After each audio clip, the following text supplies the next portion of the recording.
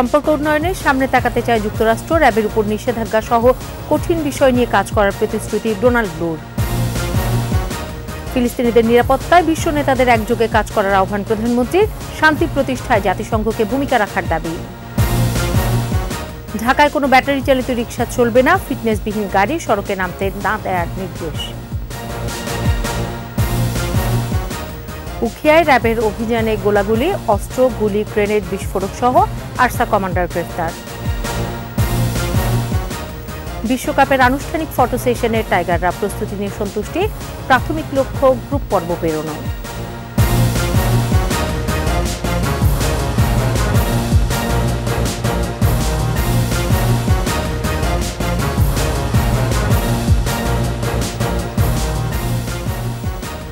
শুনছিলেন first security ইসলামী bank PLC সংবাদ শিরোনাম। আমন্ত্রণ সন্ধ্যা 7টার 21 সংবাদে, সাথে আছি সোনিয়া স্নিগ্ধা। দর্শক, 21 টেলিভিশনের সংবাদ একই সাথে সরাসরি দেখতে পাবেন আমাদের ফেসবুক পেজ www.facebook.com/2124 অনলাইনে। রোহিঙ্গাদের নিরাপদ প্রত্যাবর্ষণ এবং ইসরায়েলি আগ্রাসনে নিপীড়িত ফিলিস্তিনি জনগণের নিরাপত্তায় বিশ্ব নেতাদের একযোগে কাজ করার আহ্বান জানিয়েছেন প্রধানমন্ত্রী শেখ হাসিনা। আইসিপিডির 30তম আসরে তিনি বলেন, বিশ্ব শান্তি প্রতিষ্ঠায় জাতিসংঘকে আরও সক্রিয় ভূমিকা রাখতে হবে। বিস্তারিত জানাচ্ছেন ফারজানা শোভা। বৈশ্বিক বিভিন্ন চ্যালেঞ্জ এবং বিশ্বের অভিবাসিত জনসংখ্যার নানা সমস্যা ও সম্ভাবনা চিহ্নিত করার বিশেষ প্ল্যাটফর্ম আইসিপিডি গ্লোবাল ডায়ালগ। এবার ঢাকায় অনুষ্ঠিত 30তম আসরের শিরোনাম জনসংখ্যার বৈচিত্র্য ও টেকসই উন্নয়ন। লক্ষ্য স্থানীয় ও জাতীয় সরকার, কারিগরি বিশেষজ্ঞ, নাগরিক সামাজিক সংস্থা এবং বেসরকারি খাতের প্রায় 200 জন প্রতিনিধির স্বাস্থ্য, শিক্ষা, অবকাঠামোতে বিনিয়োগ এবং জনসংখ্যা পরিবর্তনের বিষয়ে মতবিনিময়। বাংলাদেশ, বুলগেরিয়া ও জাপান সরকারের যৌথ উদ্যোগে দুদিনের এ সংলাপের জমকালো উদ্বোধনী অনুষ্ঠানে যোগ দেন প্রধানমন্ত্রী শেখ হাসিনা। জনগণের স্বাস্থ্য সুরক্ষা নিশ্চিত ও মৃত্যুহার হ্রাসের বিষয়ে সরকারের নানা পদক্ষেপ তুলে ধরে প্রধানমন্ত্রী বলেন, নারী ও শিশু স্বাস্থ্য উন্নয়নে ব্যাপক কর্মসূচি নিয়েছে সরকার। বাল্যবিবাহ আইন সংশোধন, জাতীয় কর্ম পরিকল্পনা প্রণয়ন, সচেতনতামূলক কার্যক্রম এবং নারী ও কন্যা শিশুদের কল্যাণে বিভিন্ন সরকারি উদ্যোগের ফলে বাল্যবিবাহের হার বহুলাংশে হ্রাস পেয়েছে। নারীর প্রতি সহিংসতা রোধে সম্মিলিত সামাজিক আন্দোলনের কোনো বিকল্প নেই। নারী ও শিশুর প্রয়োজনীয় স্বাস্থ্যসেবা নিশ্চিতের গুরুত্ব তুলে ধরে তাদের সহায়তায় আরও বেশি আন্তর্জাতিক অর্থায়নের আহ্বান জানান প্রধানমন্ত্রী। জলবায়ু পরিবর্তনের ক্ষতিকর প্রভাবে জনস্বাস্থ্য সহ অন্যান্য স্বাস্থ্য ঝুঁকি থেকে বিশ্বের সকল মানুষের, বিশেষ করে মা, শিশু ও বয়স্ক জনগোষ্ঠীর নিরাপত্তা নিশ্চিতকরণে বৈশ্বিক সহযোগিতা আরও জোরদার করতে বিশেষভাবে দৃষ্টি দেওয়া প্রয়োজন বলে আমি মনে করি।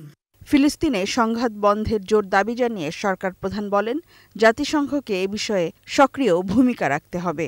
সংঘাত ও রাজনৈতিক কারণে উপদ্রুত বাস্তুচ্যুত জনগোষ্ঠীর দিকে মনোযোগ দেওয়াও অত্যন্ত জরুরি বলে আমি মনে করি। এ প্রসঙ্গে উল্লেখ করতে চাই, বাংলাদেশে আশ্রয় নেওয়া মিয়ানমার থেকে জোরপূর্বক উচ্ছেদকৃত রোহিঙ্গা জনগোষ্ঠী এবং ইসরায়েলের গণহত্যা ও আগ্রাসনের ফলে নিপীড়িত ফিলিস্তিনি জনগণের কথা।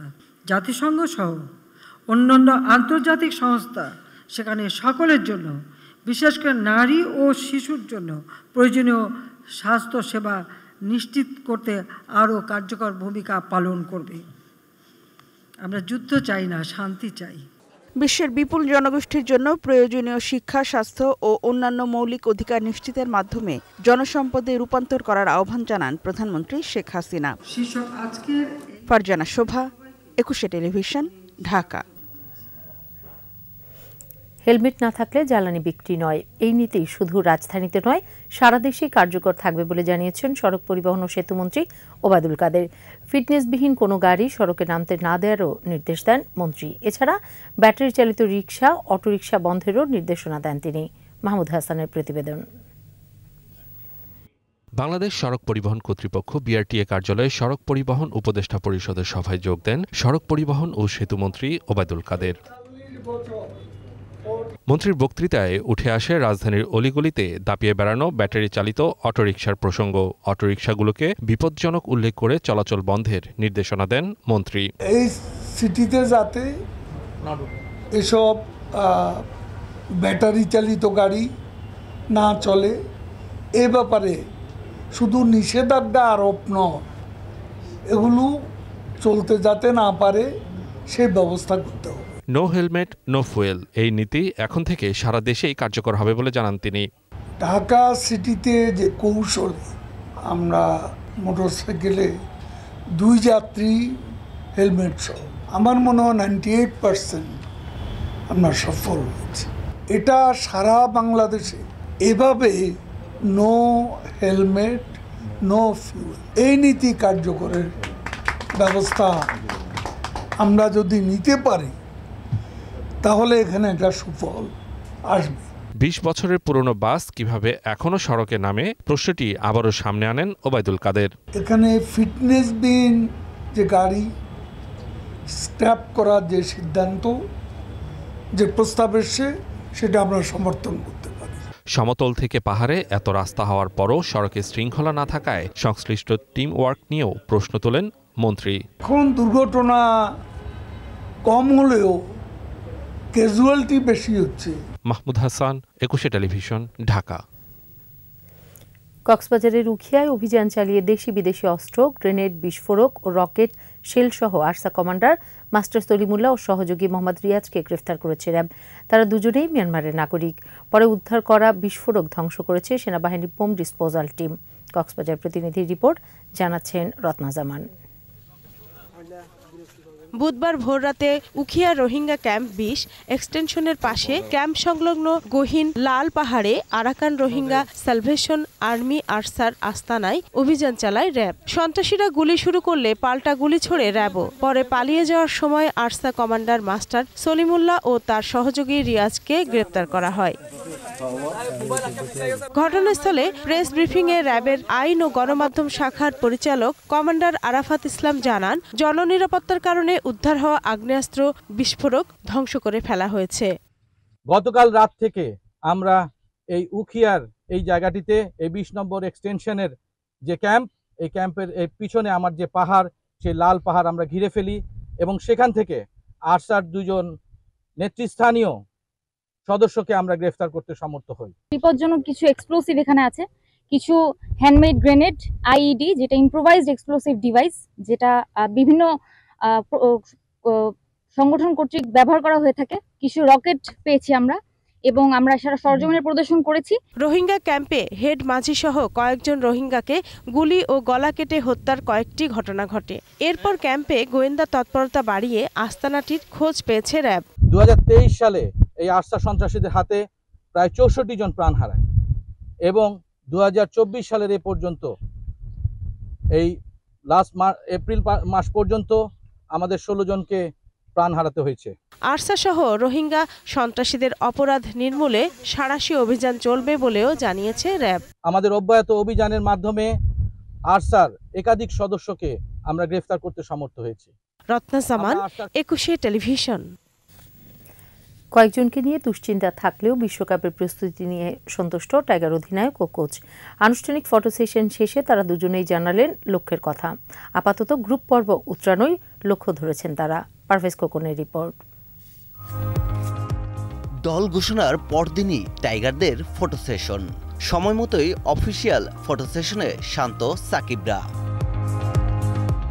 শেরেবাংলা জাতীয় ক্রিকেট স্টেডিয়ামে আনুষ্ঠানিক ফটো সেশনে হেড কোচ সহ কোচিং স্টাফরাও। টাইগারদের আনুষ্ঠানিক এই ফটো সেশনে শেষ দিকে যুক্ত হন বিসিবি সভাপতি নাজমুল হাসান পাপনও। ফটো সেশন শেষে রীতি অনুযায়ী প্রেস মিটিংয়ে হেড কোচ হাতুরো ও অধিনায়ক শান্ত। বিশ্বকাপ প্রস্তুতি সহ আরও অনেক বিষয়ই উঠে আসে সংবাদ সম্মেলনে। We have 5 matches leading up to the first game that we will be able to get those areas of concern sorted. র্যাঙ্কিংয়ে পিছিয়ে থাকলেও ভালো করার প্রত্যাশা হাতুরোর। মোহাম্মদ সাইফুদ্দিনের পরিবর্তে তানজিম সাকিবকে দলে নেয়ার প্রসঙ্গটিও আসে প্রাসঙ্গিকভাবেই। Lately, if you see that he's playing his best cricket, He's changed a lot the way he approached batting. He's in good form. His role is going to be batting in the middle order, probably be the enforcer in the middle and as well as a finisher role. Of ফর্মে থাকা লিটন দাসের অভিজ্ঞতার উপর ভরসা রেখেছেন অধিনায়ক শান্ত। লিটন আমাদের খুবই ইম্পর্টেন্ট প্লেয়ার, আমরা সবাই জানি। যদিও রিসেন্টলি কয়েকটা সিরিজ হয়তো ভালো যায়নি, এটা আমি বিশ্বাস করি এটা হতে পারে যে নতুন প্লেয়ারটা আসবে এরকম একটা বড় ইভেন্টে তার জন্য হয়তো ডিফিকাল্ট হবে। সো এই জন্য আমরা এক্সপিরিয়েন্সটাকে ওইখানে মূল্য দিয়েছি। বিশ্বকাপে ধাপে ধাপেই লক্ষ্যের দিকে এগিয়ে যাওয়ার কথা জানান নাজমুল শান্ত।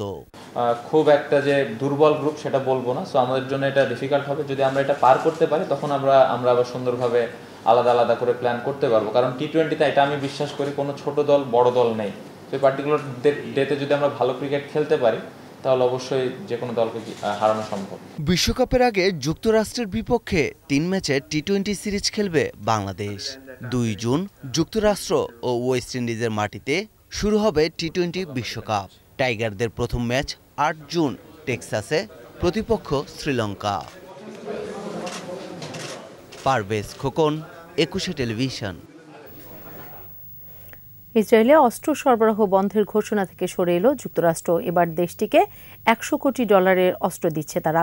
এদিকে প্রাণে বাঁচতে রাফা ছেড়েছেন 4.5 লাখ ফিলিস্তিনি। তবে ইসরায়েলি বাহিনীর উপর প্রতিরোধ যুদ্ধ চালাচ্ছে হামাস। আরও জানাচ্ছেন আজহারুল ইসলাম। ইসরায়েলে বড় আকারের বোমা সরবরাহ স্থগিত রাখার ঘোষণার ফলে মার্কিন প্রেসিডেন্ট জো বাইডেনের ওপর বেশ চাপ সৃষ্টি হয়। গাজার রাফায় এসব অস্ত্র ব্যবহৃত হতে পারে এমন আশঙ্কায় এসব বোমা সরবরাহ স্থগিত রাখা হয়। বোমা সরবরাহ স্থগিত রাখলেও ইসরায়েলকে $100 কোটি মূল্যের অস্ত্র সরবরাহ করতে চাচ্ছেন প্রেসিডেন্ট জো বাইডেন। এ ব্যাপারে তিনি কংগ্রেসের অনুমোদন চেয়েছেন বলে জানিয়েছে ওয়াল স্ট্রিট জার্নাল। এদিকে গোটা বিশ্বের সমালোচনা উপেক্ষা করেও ফিলিস্তিনের গাজা উপত্যকার দক্ষিণাঞ্চলীয় মিশর সীমান্তবর্তী শহর রাফায় নতুন করে হামলা শুরু করেছে ইসরায়েলি সেনারা। এ কারণে প্রাণে বাঁচতে ওই অঞ্চল থেকে 4.5 লাখের বেশি ফিলিস্তিনি পালিয়ে গেছে। বাস্তুচ্যুত এই মানুষগুলো লাগামহীন ক্লান্তি, ক্ষুধা ও ভয়ের মুখোমুখি হচ্ছে। তাদের যাওয়ার মতো নিরাপদ কোথাও জায়গা নেই। তবে রাফা নগরীতে ইসরায়েলি বাহিনীর বিরুদ্ধে সাহসী অভিযান চালাচ্ছে গাজা ভিত্তিক ফিলিস্তিনি প্রতিরোধ আন্দোলন হামাস। ইসরায়েলি ট্যাঙ্ক ও বুলডোজারের বিরুদ্ধে তাদের হামলা ব্যাপক সাফল্য পেয়েছে বলেও জানিয়েছে হামাসের সশস্ত্র শাখা কাসাম ব্রিগেড। আজহারুল ইসলাম, 21 টেলিভিশন। নিচ্ছি সংবাদ বিরতি। যখন ফিরছি তখন অন্যান্য খবরের সঙ্গে আরও থাকবে। অবৈধ সংযোগ ও বকেয়া বিলের বিরুদ্ধে তিতাসের অভিযান, 50টি সংযোগ বিচ্ছিন্ন।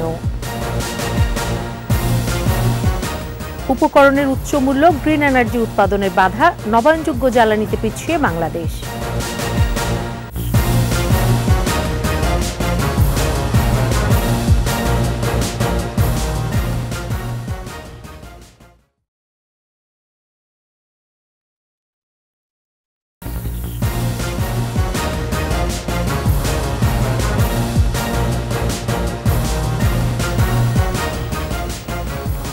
আবারও আমন্ত্রণ সন্ধ্যা 7:21 সংবাদে। অবৈধভাবে গ্যাস ব্যবহারের অভিযোগে 3টি বাড়ির 16টি এবং বিল বকেয়া থাকায় আরও 34টি গ্যাস সংযোগ বিচ্ছিন্ন করেছে তিতাস কর্তৃপক্ষ। রাজধানীর খিলক্ষেত ও উত্তরা এলাকায় অভিযান চালায় তিতাস। নিয়ম না মানলে সব সংযোগ বিচ্ছিন্ন করা হবে বলে হুঁশিয়ার করেন তিতাসের মহাব্যবস্থাপক মোহাম্মদ রশিদুল আলম। রাসেল খানের রিপোর্ট। রাজধানীর খিলক্ষেত এলাকার 8ম তলার এই ভবনের অবৈধ গ্যাস সংযোগ বেশ কয়েকবার বিচ্ছিন্ন করা হলেও পুরোপুরি বন্ধ করা যায়নি। বুধবার ফের অভিযানে নামে তিতাস কর্তৃপক্ষ। শুরু হয় বাকবিতণ্ডা। পরে আরেকটি বহুতল ভবনে সংস্থাটির কর্মকর্তারা। সেখানে 3টি বৈধ সংযোগ থাকলেও ব্যবহার হচ্ছে 24টি সংযোগ। বাড়ির মালিকের দাবি, ভবনে কোনো গ্যাস সংযোগ নেই। বোতলজাত গ্যাস ব্যবহার করছেন ভাড়াটিয়ারা। তিনটা, হ্যাঁ, 5টা। তবে প্রকৃত চিত্র ভিন্ন। দারোয়ান বলছিল পরশু দিন যে 2 দিন গ্যাস থাকবে না, ওই জন্য আমরা সকাল করে রান্না করে রাখছি। বৈধ কিনা অবৈধ সেটা আমি জানি না, আমি বারাইটিয়া সিলিন্ডার না মানে আমরা বলেছি কি গ্যাস মানে লাইনের গ্যাস আছে। এরকম অভিযান চলবে বলে জানান তিতাসের কর্মকর্তারা।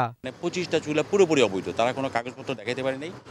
আপনারাও ছিলেন উপস্থিত, ওখানে একটা সংযোগ বিচ্ছিন্ন করি না। আমাদের কোনো লোক জড়িত নাই, আর জড়িত যদি প্রমাণ থাকে তাহলে প্রমাণ থাকলে সেটা অবশ্যই আমার কর্তৃপক্ষ সেটা শাস্তিমূলক ব্যবস্থা গ্রহণ করবেন প্রমাণ সাপেক্ষে। অবৈধ সংযোগ দেওয়ার ক্ষেত্রে তিতাসের কেউ জড়িত থাকলে তাদের বিরুদ্ধে ব্যবস্থা নেওয়ারও কথা জানান তিতাসের কর্মকর্তারা। রাসেল খান, 21 টেলিভিশন, ঢাকা। অবৈধভাবে গ্যাস ব্যবহারের অভিযোগে 3টি বাড়ির 16টি এবং বিল বকেয়া থাকায় আরও 34টি গ্যাস সংযোগ বিচ্ছিন্ন করেছে তিতাস কর্তৃপক্ষ। রাজধানীর খিলক্ষেত ও উত্তরা এলাকায় অভিযান চালায় তিতাস। নিয়ম না মানলে সব সংযোগ বিচ্ছিন্ন করা হবে বলে হুঁশিয়ার করেন তিতাসের মহাব্যবস্থাপক রশিদুল আলম। রাসেল খানের রিপোর্ট।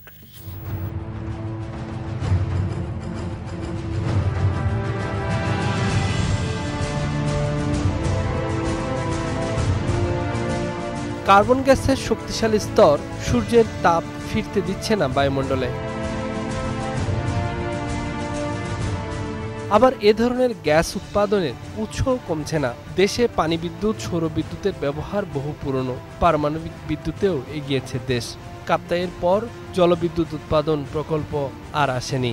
সৌর বিদ্যুৎ ততটা সফলতাও দেখাতে পারেনি। একে তো পুরনো প্রযুক্তি, দামেও বেশি।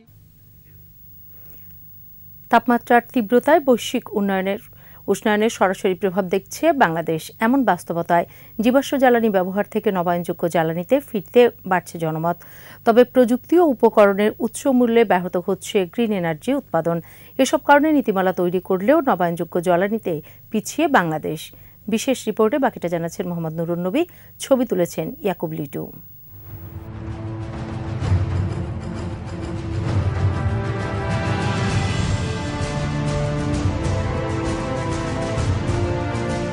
কার্বন গ্যাসের শক্তিশালী স্তর সূর্যের তাপ ফিরতে দিচ্ছে না বায়ুমণ্ডলে।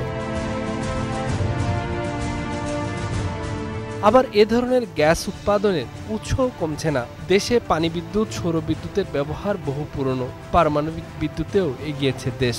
কাপ্তাইয়ের পর জলবিদ্যুৎ উৎপাদন প্রকল্প আর আসেনি। সৌর বিদ্যুৎ ততটা সফলতাও দেখাতে পারেনি। একে তো পুরনো প্রযুক্তি, দামেও বেশি। সোলার প্যানেলের জায়গাও বেশি প্রয়োজন হয়। দেরিতে হলেও অনশোর বা স্থলভাগে কমপক্ষে 10টি বায়ুবিদ্যুৎ কেন্দ্র নির্মাণ চলমান। কিন্তু সমুদ্রবুকে বা অফশোরে সম্ভাবনা সত্ত্বেও তেমন চেষ্টা নেই। নদী প্রধান দেশ হওয়া সত্ত্বেও নদীর তীরে বায়ুবিদ্যুৎ কেন্দ্র নেই। বলা হচ্ছে কম বায়ুচাপে বাণিজ্যিক উৎপাদন লাভজনক হবে না নদীর তীরে। সে কারণে প্রযুক্তিও সহজলভ্য নয়। আমাদের এই কোস্টাল এরিয়া ছাড়া যদি আমরা একটু বাংলাদেশের ভিতরের দিকে যাই, সেই এনার্জি প্রোডাকশনটা অনেক ক্ষেত্রেই ড্রপ করবে এবং সেটা আসলে কমার্শিয়ালি ভায়াবল হবে না। Bangladesh is a good place and a good economy for renewable investment. Renewable is a global trend. Government are going to cancel 10 coal-fired power plants. এসব কারণে দেশে নবায়নযোগ্য জ্বালানির দাম অন্যান্য দেশের চেয়ে এখনও তুলনামূলক বেশি। সবুজ জ্বালানি উৎপাদনের প্রযুক্তি, অবকাঠামো নির্মাণ এখন পর্যন্ত চীন, নরওয়ে, ডেনমার্কের মতো দেশের উপর নির্ভরশীল। সংশ্লিষ্টদের মত, ব্যবহার বাড়লে প্রযুক্তির দামও কমে আসবে, কমবে উৎপাদনের খরচও। এই মুহূর্তে আমাদের টেকনোলজি কিনে আনা ছাড়া কোনো সেকেন্ড সোর্স নাই, কারণ এগুলোতে হিউজ পরিমাণ র মেটেরিয়াল লাগে, যেই র মেটেরিয়ালের যোগান বাংলাদেশে নেই। Because Bangladesh is very potential market. So many Chinese new enterprises who are interested in Bangladesh want to invest in solar panel area or wind area. কথা হচ্ছিল চীনের এই উদ্যোক্তার সাথে। নবায়নযোগ্য জ্বালানির বিনিয়োগকারীরা এদেশের দিকে মুখিয়ে আছে, শুধু দরকার বাধাগুলো সরিয়ে ফেলা। Not clear about the maybe some incentive policies because it's still new. So not policy is not so clear actually. শুধু প্রযুক্তি ও প্রযুক্তিপণ্য কিনতে ভিনদেশের দিকে না তাকিয়ে এদেশের উপযোগী করে উপকরণ তৈরিতে আরও গবেষণা বাড়ানোর প্রয়োজন বলে মনে করেন সংশ্লিষ্টরা। কয়লা, তেল, এলএনজির মতো জীবাশ্ম জ্বালানিগুলোই মূলত বিদ্যুৎ উৎপাদনের এখন পর্যন্ত সবচেয়ে বড় উৎস। কিন্তু এই উৎসগুলো গ্রিন হাউস গ্যাস নির্গমনের জন্য দায়ী, যার কারণে আমরা অব্যাহতভাবে দাবদাহের মতো ঘটনা দেখি। কিন্তু বৈশ্বিক প্রেক্ষাপটে বিদ্যুৎ উৎপাদনও থামিয়ে রাখা যাবে না। সেই বাস্তবতায় সারা বিশ্বের দেশগুলো যখন নবায়নযোগ্য জ্বালানির দিকে ঝুঁকছে, তারা সৌর বিদ্যুৎ এবং বায়ুচালিত বিদ্যুতের দিকে ঝুঁকছে, তখন আমরা কেন পিছিয়ে থাকব? কক্সবাজারের এই বায়ু কল বিদ্যুৎ উৎপাদন করে সেই আশার আলোয় দেখাচ্ছে। মোহাম্মদ নুরুন নবী, একুশে টেলিভিশন, কক্সবাজার। মৃত্যুদণ্ডাদেশ চূড়ান্ত হওয়ার আগে আসামিকে কন্ডেম সেলে রাখা যাবে না বলে হাইকোর্টের রায় স্থগিত করেছেন চেম্বার আদালত।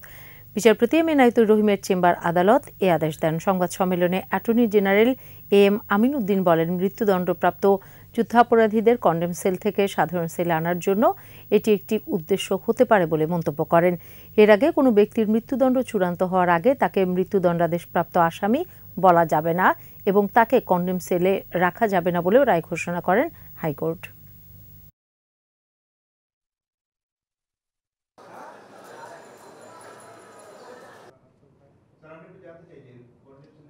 আবেদনটি কোর্ট গ্রহণ করলেন এবং আমাদের যেহেতু আমরা পিটিশনটা ফাইল করব, পিটিশন ফাইল না করা পর্যন্ত আমাদের দিলেন স্টে। 25শে অগাস্ট পর্যন্ত ওনারা স্টে দিয়েছেন। কতগুলো যুদ্ধ অপরাধীদের মামলাও আছে, তাদেরও কিন্তু মৃত্যুদণ্ডাদেশ হয়েছে। যেটি দলের ছিলেন ওনারা, সেই দলের উনি কিন্তু সমর্থক। এই কারণে আমাদের মনে হয় যে ওনাদের দলের হয়তো ওই যে যারা মৃত্যুদণ্ডাদেশ পেয়েছেন তাদেরকে বেনিফিট দেওয়ার উদ্দেশ্যে হয়তো ওদেরকে দিয়ে হয়তো উনি মামলা করাতে পারেন। আমরা এটা না, কিন্তু ওইটা আমাদের ধারণা এবং আমরা আদালতে বলছি যে এটা উদ্দেশ্য থাকতে পারে ওনার। রাজশাহীতে আম পাড়া শুরু হয়েছে। প্রশাসনের বেঁধে দেয়া সময়সূচি অনুযায়ী বুধবার সকাল থেকে গুটি জাতের আম পাড়তে শুরু করেন বাগান মালিকরা জানান, এখনো পুরোপুরি না পাকায় পুরোদমে আম পাড়া শুরু হতে আরও কয়েকদিন সময় লাগবে। তবে যেসব গাছের আম পরিপক্ক হয়েছে শুধু সেগুলোই বেছে বেছে পাড়া হচ্ছে। এছাড়া গাছে মাত্র 25 থেকে সর্বোচ্চ 30% আম টিকে আছে বলে জানান তারা।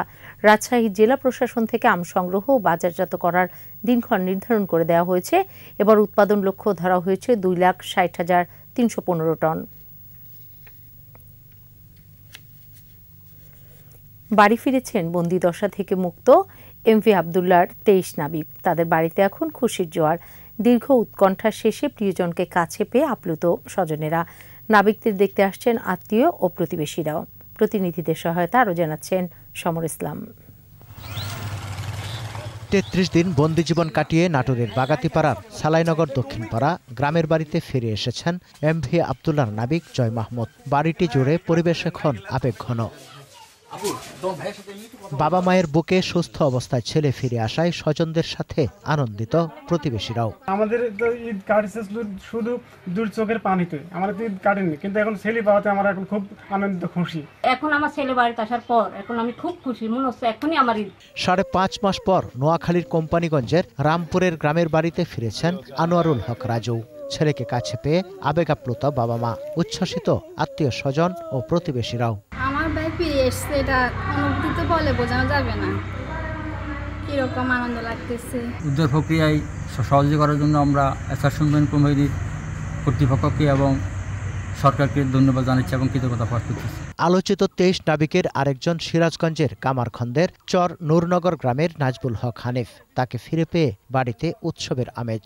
খাওয়া দাওয়া মোটামুটি ঠিক মতন করতে দিত, যখন নেভির জাহাজ আসতো তখন 5 জন করে পাঠিয়ে দিত খাওয়ার জন্য।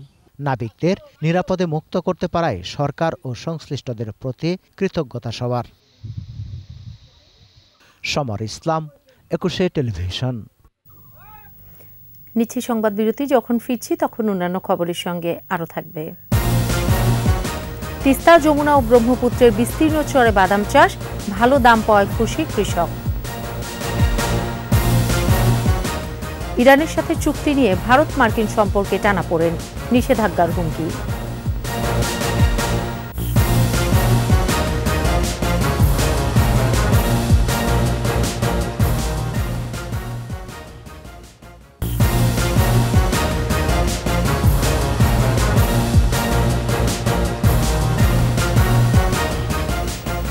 আবার আমন্ত্রণ সন্ধ্যা 7:21 সংবাদে। বাংলাদেশ সেনাবাহিনী পরিচালিত ৪৪টি ক্যান্টনমেন্ট পাবলিক স্কুল ও কলেজের কেন্দ্রীয় সমন্বয় পরিষদের সভা হয়েছে। ঢাকা সেনানিবাসে আর্মি মাল্টিপারপাস কমপ্লেক্সে অনুষ্ঠিত সভায় প্রধান অতিথি ছিলেন পরিষদের সভাপতি ও বাংলাদেশ সেনাবাহিনীর chief of general staff lieutenant general Wakeruzzaman. এ সময় তিনি বলেন, ক্যান্টনমেন্ট পাবলিক স্কুল ও কলেজের পাশের হার শতকরা ৯৯% উপরে হলেও আত্মতুষ্টির অবকাশ নেই। শিক্ষা বিকাশে সেনাবাহিনী পরিচালিত প্রতিষ্ঠানগুলোর অবদান আরও গতিশীল ও বেগবান করার আহ্বান জানান তিনি। অনুষ্ঠানে ভালো ফলের জন্য সংশ্লিষ্ট প্রতিষ্ঠানের অধ্যক্ষের হাতে সম্মাননা স্মারকও তুলে দেওয়া হয়। তিস্তা, যমুনা ও ব্রহ্মপুত্রের বিস্তীর্ণ চরে বেড়েছে বাদাম চাষ। চাষিরা ব্যস্ত বাদাম তোলা ও শুকানোর কাজে। ভালো দাম পাওয়ায় খুশি তারা। গাইবান্ধা প্রতিনিধি আফরোজা লুনার তথ্য ছবিতে আরও জানাচ্ছেন রাজীব জামান।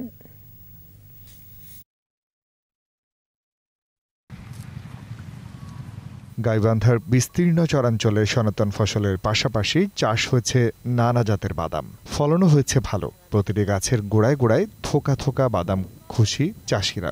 দাম ভালো থাকায় খরচ বাদে প্রতি বিঘা ২০ থেকে ৩০,০০০ টাকা পর্যন্ত মুনাফার প্রত্যাশা কৃষকদের। বাদাম ভালো হয়েছে, বাজারও ভালো, দামও ভালো, ভালোই হয়েছে। এখন ওটা বিক্রি করি আবার ফির যেটা খরচা হয়েছে তার চা বেশিটা আসতেছে, আমি পাইতেছি। কৃষি কর্মকর্তারা বলছেন, পলিবাহিত চরের জমি বাদাম চাষের জন্য উপযোগী। চলতি মৌসুমে চরে নানা জাতের বাদামের আবাদ হয়েছে।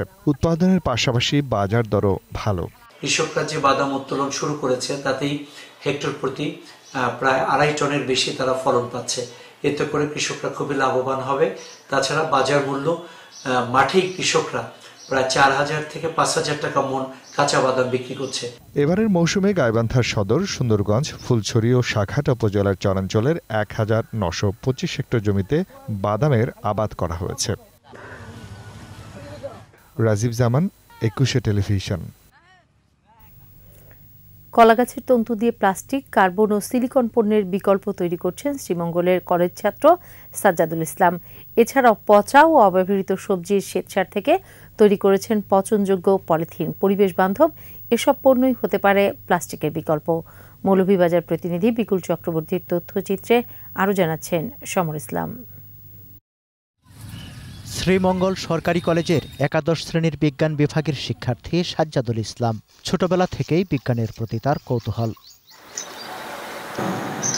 এরই মধ্যে সাজ্জাদুল কলাগাছের তন্তু দিয়ে তৈরি করেছেন টাইলস, আর সবজির শ্বেতসার থেকে তৈরি করেছেন পরিবেশ বান্ধব পলিথিন। তার দাবি, এই পলিথিন পচনশীল এবং সাশ্রয়ী হবে। তবে এটা প্লাস্টিকের মতন কোনো ক্ষতি করবে না, এটা নিঃসন্দেহে পচনশীল। এটা যখন মাটিতে মিশে যাবে তখন এটা মাটির জন্য হবে জৈব সার। এটা পানিতে যেহেতু ৩ মাসে পচে, যখন এটা পানিতে পচবে তখন এটা হয়ে যাবে মৎস্য খাদ্য।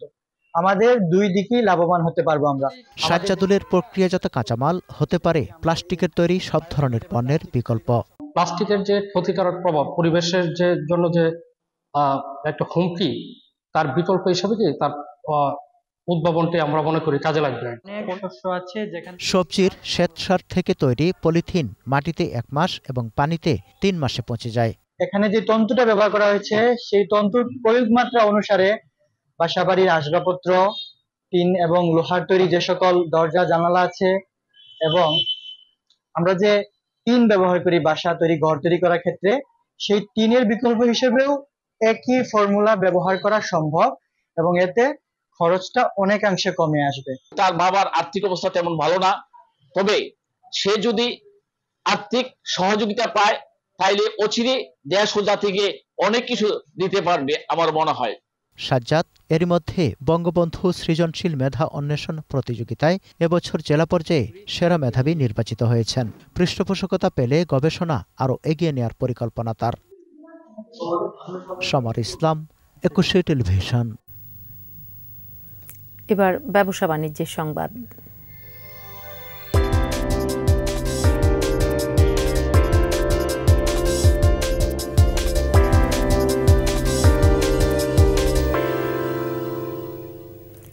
ভারত সরকার পেঁয়াজ রফতানির উপর নিষেধাজ্ঞা প্রত্যাহার করায় ৫ মাস পর দিনাজপুরের হিলি স্থলবন্দর দিয়ে শুরু হয়েছে পেঁয়াজ আমদানি। আমদানিকারকরা জানান, নিষেধাজ্ঞা প্রত্যাহারের পর থেকে পেঁয়াজ আমদানির জন্য এলসি খোলা সহ সব প্রস্তুতি নিতে শুরু করেন তারা। তবে ভারতে পেঁয়াজের উপর রপ্তানি শুল্ক 40% আরোপ থাকায় আমদানি কিছুটা কম। শুল্ক প্রত্যাহার করা হলে আমদানি বাড়বে এবং দাম কমবে বলে জানান ব্যবসায়ীরা। অভ্যন্তরীণ বাজারে পেঁয়াজের সংকট ও দাম বৃদ্ধির অজুহাতে গত বছরের 7 ডিসেম্বর পেঁয়াজ রপ্তানিতে নিষেধাজ্ঞা দেয় ভারত।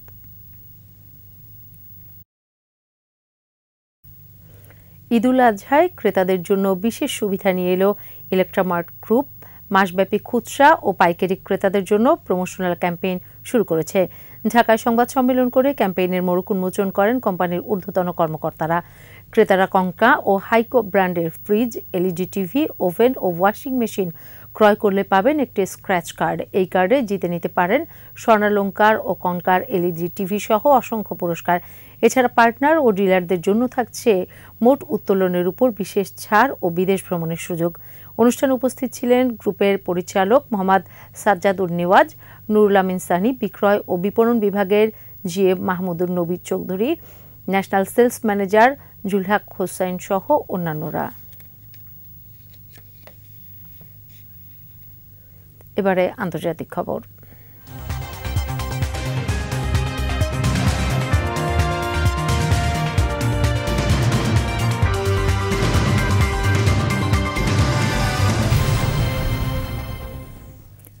ইরানের সাথে সমুদ্র বন্দর নিয়ে চুক্তি নবায়ন করায় ভারতকে নিষেধাজ্ঞার হুঁশিয়ারি দিয়েছে যুক্তরাষ্ট্র। তবে এইসব হুমকি ভারত তোয়াক্কা করে না বলে জানিয়েছেন ভারতের পররাষ্ট্রমন্ত্রী এস জয়শঙ্কর। এর আগে সোমবার ইরানের সফরে চাবাহার বন্দর নিয়ে ঐতিহাসিক চুক্তি স্বাক্ষর করেন কেন্দ্রীয় মন্ত্রী সর্বানন্দ সোনোয়াল। এর কয়েক ঘণ্টা পরে ভারতের উপর নিষেধাজ্ঞার হুমকি দেন মার্কিন পররাষ্ট্র দপ্তরের উপমুখপাত্র বেদান্ত প্যাটেল। এতে কানাডার পর আরেকটি পশ্চিমা দেশের সাথে সম্পর্কের টানাপোড়েনে ভারত। পাকিস্তান ইরান সীমান্তের কাছে অবস্থিত কৌশলগতভাবে গুরুত্বপূর্ণ চাবাহার বন্দর উন্নয়নে 2016 সালে তেহরানের সাথে প্রথম চুক্তি করে নয়াদিল্লি, যা আরও 10 বছরের জন্য নবায়ন করেছে দুই দেশ। এই চুক্তিকে ভারত ইরান সম্পর্কের ঐতিহাসিক মুহূর্ত বলে অভিহিত করেছেন ভারত সরকার।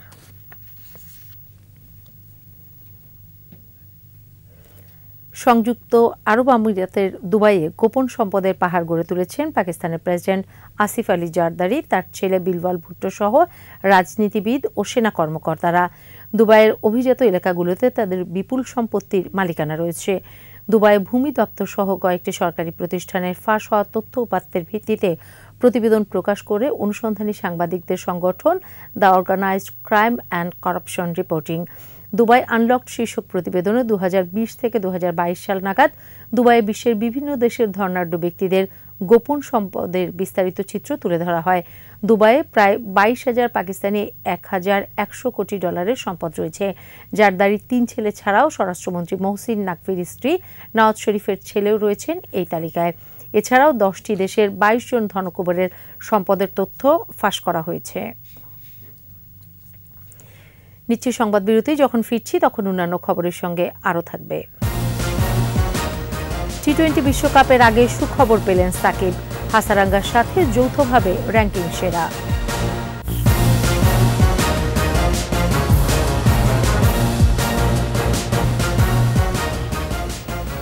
আবারও আমন্ত্রণ সন্ধ্যা 7টার 21 সংবাদে। এবারে খেলার খবর।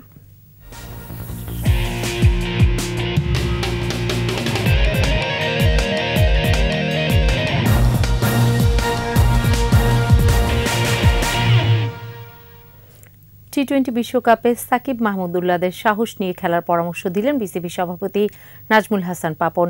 এত বড় টুর্নামেন্টে প্রত্যাশার কমতি থাকার কোনো সুযোগ নেই বলে মন্তব্য করেন তিনি। সেই সাথে বিশ্বকাপ দলে সাইফুদ্দিনকে না নেওয়ার কারণও ব্যাখ্যা করেন বিসিবি বস। এদিকে টাইগারদের শুভকামনা জানিয়েছেন মাশরাফি বিন মুর্তজা। পারভেজ খোকনের রিপোর্ট। বিশ্বকাপের এই দলে থাকতে পারতেন pace bowling allrounder Mohammad Saifuddin. দারুণ ফর্মে থাকলেও কেন দলে জায়গা হয়নি তারই কারণ জানালেন বিসিবি সভাপতি নাজমুল হাসান পাপন। আমাদের এখানে যদি 3 জন পেসার খেলাবে, সেখানে ফার্স্ট চয়েস ডেফিনেটলি থাকবে তাসকিন, মুস্তাফিজ অ্যান্ড শরীফুল। এখানে আরেকজনের ঢোকার সম্ভাবনা খুবই কম। আমি যদি তাসকিনের কথা বলি, সাথে সাথে সাইফুদ্দিনও কিন্তু ইনজুরি প্রোন। এখন 2 জন ইনজুরি প্রোনকে আমরা কি নিয়ে যাব কিনা, তার চেয়ে আরেকজন কম্পারেটিভলি হয়তো ওর মানে একই রকম বা তার চেয়ে ডেফিনেটলি সাইফুদ্দিন একটু বেটারও হতে পারে, কিন্তু আরেকটা ছেলে আছে যে নাকি ফিটনেসের দিক দিয়ে অনেক স্ট্রং, সেরকম একটা নেওয়াই মনে হয় ভালো, এরকমই হয়তো চিন্তা করেছে। গত কয়েক বছর বিশ্বকাপে দারুণ খেলেছে টিম টাইগার্স। মাঝে ওয়ানডে বিশ্বকাপে খারাপ কাটলেও এবারের বিশ্বকাপে সাকিব শান্তদের সাহস নিয়ে খেলতে বললেন পাপন। সাহস করে খেলতে হবে। টি-20 এমন একটা ফরম্যাট, এখানটায় ফর্মের কথা চিন্তা করে ভয় যদি একবার মাথায় ঢুকে তাহলে আসলে কখনোই সাকসেসফুল হওয়ার উপায় নেই। আর বিশেষ যেটা হচ্ছে ওয়ার্ল্ড কাপ, সর্বোচ্চ জায়গা। এদিকে টাইগারদের শুভকামনা জানিয়েছেন মাশরাফি বিন মুর্তজা। জাতীয় দলের সাবেক এই অধিনায়ক সামাজিক যোগাযোগ মাধ্যমে লিখেছেন, সব সময় শুভকামনা আমার প্রাণের দেশ ও প্রাণের দলের প্রতিও। যেদিন আমরা সবাই একসাথে ভালো করে খেলতে পারবো সেদিন যে কোনো টিমকে হারাতে পারি। পারভেজ খোকন, একুশে টেলিভিশন। আর এরই সাথে শেষ করছি সন্ধ্যা 7টার 21 সংবাদ। যাবার আগে ফার্স্ট সিকিউরিটি ইসলামী ব্যাংক পিএলসি সংবাদ শিরোনামগুলো আরও একবার। সম্পর্ক উন্নয়নের সামনে তাকাতে চায় যুক্তরাষ্ট্র, র্যাবের উপর নিষেধাজ্ঞা সহ কঠিন বিষয় নিয়ে কাজ করার প্রতিশ্রুতি ডোনাল্ডুর। ফিলিস্তিনিদের নিরাপত্তায় বিশ্ব নেতাদের একযোগে কাজ করার আহ্বান প্রধানমন্ত্রীর, শান্তি প্রতিষ্ঠায় জাতিসংঘকে ভূমিকা রাখার দাবি। ঢাকায় কোনো ব্যাটারি চালিত রিকশা চলবে না, ফিটনেসবিহীন গাড়ি সড়কে নামতে না দেওয়ার নির্দেশ। উখিয়ায় র্যাবের অভিযান, গোলাগুলি, অস্ত্র, গুলি, গ্রেনেড বিস্ফোরক সহ আরসা কমান্ডার গ্রেফতার। বিশ্বকাপের আনুষ্ঠানিক ফটো সেশনের জায়গাটা প্রস্তুতি নিয়ে সন্তুষ্টি, প্রাথমিক লক্ষ্য গ্রুপ পর্বে বেরোনো।